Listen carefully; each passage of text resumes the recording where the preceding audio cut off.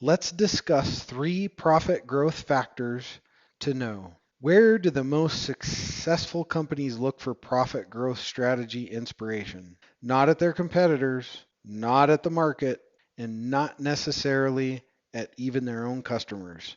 They're searching for insights within their own sales transaction data. Most companies have millions of transactions to dig through. The overwhelming nature of this task leads to procrastination, analysis mistakes, and the overwhelming feeling of where am I supposed to look? So let's break down a few shortcuts. Number one, identify price increases failing to cover cost increases by customer. Overall, finding price increases failing to offset overall costs is pretty easy. The more important insights are hidden within customer data. To evaluate this data accurately, you first need to isolate price, volume, cost, and mix changes. This allows your team to compare price to cost and to get a true picture of how the relationship between them shake out by customer and prioritize the area of opportunity quickly and effectively. Don't settle for the common but dangerous attitude of there's nothing we can do. When you find situations in which your prices haven't covered your costs, this is your opportunity to fix this problem and see margins bounce back as quickly as possible. Instead, build a plan to slowly but firmly increase prices over the next year, learning from the places you have been successful. Also identify through sales transaction analysis. To support these efforts, consider emphasizing or adding value and working to enhance product mix for each affected customer. If you simply can't change your prices, adjust your offering instead. Reduce value added perks such as same day customer service or shipping tracking.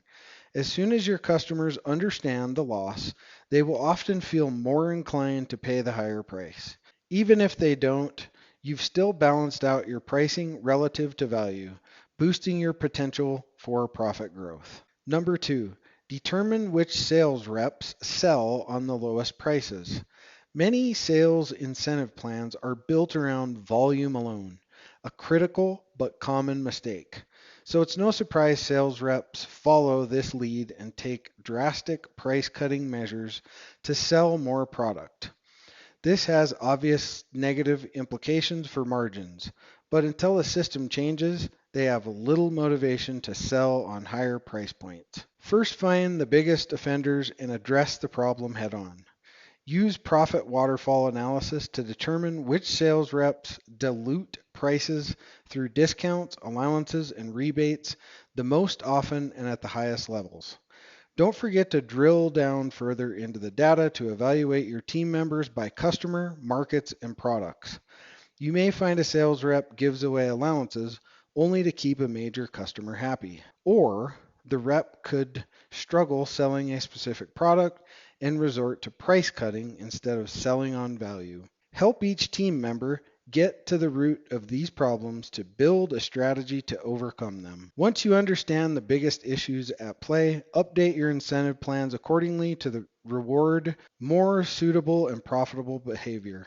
For example, if one sales rep struggles in a specific market, reward his or her success in sustaining high prices in this market.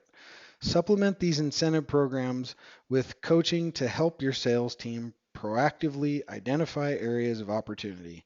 Sales management should work with the team, not against them. Incentives alone are not enough. Active coaching on pricing is critical. Number three, identify least profitable customers. Using the profit waterfall analysis we discussed above, shift focus to your customers. Factor in all discounts, allowances, and rebates to gain an accurate view of profitability by account. Which customers cost you the least and therefore impact your margins positively? Which cost the most and therefore provide narrow margins, if any at all? Using these insights, work on a two-part strategy. First, evaluate your most expensive customers first to determine how to manage them effectively. Focus on slowly but firmly raising prices by emphasizing value. If these customers agree to pay more, you've directly improved your margins.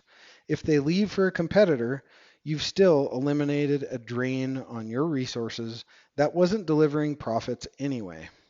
Any outcome results in a win of profit growth. Then evaluate your low cost customer delivering higher prices. What separates these customers from the high cost ones? What lessons can you learn from these differences? Apply these lessons learned and profitable strategies to your high cost customers to build a sustainable revenue strategy for this year and outlying years to come.